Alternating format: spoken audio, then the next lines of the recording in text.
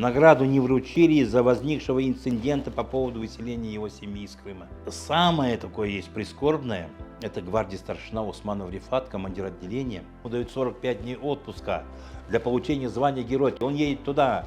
Горячий бахчисарайский парень, затеял скандал, видно, почему семью выслали, если я герой Советского Союза. Его вышвырнули оттуда, и он не получил. Потом Халиев Асан, снайпер, 242 уничтоженных немцев к 26 июня 1943 года. Героя звезду заменили орденом Красного Знамени. Лейтенант Месутов Вейс, командир батареи, это уже за форсирование Днепра.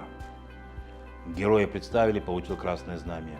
Терменджи Девдет, 28 человек в списке было там наградных дел, 27 получили, а Девдет Дельменджи наградили орденом Ленина.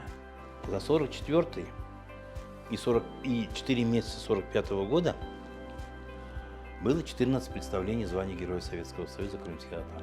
Если бы нас не выслали бы, у нас было бы сейчас 16 звезд Героев Советского Союза. Если взять из пропорции, что 70% получали из представленных, только 10 могли получить за последний период войны.